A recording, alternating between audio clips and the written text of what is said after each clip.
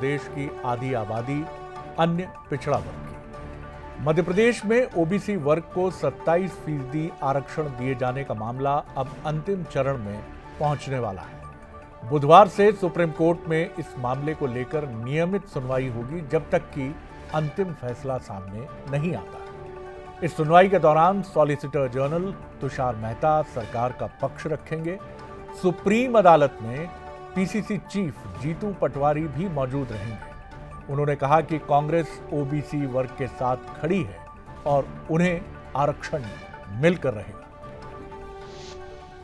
OBC आरक्षण की जितने दिन सुनवाई रहेगी वहां उनके पास बैठूंगा, कोर्ट में रहूंगा और ओबीसी समाज के पक्ष में कांग्रेस पार्टी दृढ़ता से खड़ी है। पूरे मध्य प्रदेश के सामने क्लियर हो गया है कि 100 करोड़ रुपए भारतीय जनता पार्टी ने वकीलों ने इस आरक्षण को रोकने में लगाए, पर मैं फिर से इनमें दम ही नहीं है कि ये रोक सके। आज नहीं तो कल, कल नहीं तो परसों, परसों नहीं तो नरसों, नरसों नहीं तो उसके बाद, 1 हफ्ते में, 2 हफ्ते में, 1 महीने में, 1 साल में ओबीसी को तो आरक्षण ऊपर से देव आएंगे मोहन यादव की ओर देना पड़ेगा। जनसंख्या के लिहाज से सूबे का यानी मध्य प्रदेश का सबसे बड़ा हिस्सा है ओबीसी। ये लंबे समय से आरक्षण का जो प्रतिशत है उसे बढ़ाने की मांग करता आ रहा है। बीते दिनों हुई सर्वदलीय बैठक में भी ये तय हुआ कि सभी इसे लेकर एक साथ हैं और सहमत हैं और इस मामले में जल्द फैसला आए ताकि युवाओं को इसका फायदा मिल सके।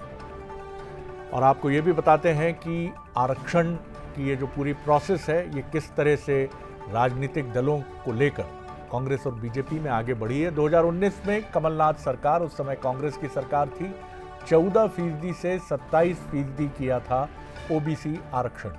2020 में हाईकोर्ट ने अतिरिक्त 13% आरक्षण पर रोक लगा दी। 2021 में बनी नई गाइडलाइन जिसमें 27% आरक्षण देने की अनुमति की बात कही गई। 2023 में हाईकोर्ट ने विवाद के बीच 87 और इसके बनाम 13% का फार्मूला लागू किया। 28 जनवरी 2025 को 27% ओबीसी आरक्षण का रास्ता साफ हुआ। 22 अप्रैल 2025 को 52 पिटीशन सुप्रीम कोर्ट में ट्रांसफर हुई। हजारों पद खाली और उम्मीदवारों को पूरा लाभ नहीं मिल रहा, ये बात इन याचिकाओं में प्रमुखता से रखी गई। भर्ती और प्रमोशन पर फिलहाल 14% आरक्षण लागू है, 13% पद रोके गए हैं। अब सुप्रीम कोर्ट 14 सितंबर से केस पर नियमित सुनवाई करेगा जब तक कि अंतिम फैसला नहीं आ जाता। यानी ये तय है कि इस सुनवाई के दौरान ये तय हो जाएगा कि ओबीसी आरक्षण का भविष्य क्या होगा। इस पर बीजेपी की प्रतिक्रिया क्या है ये भी सुनिए।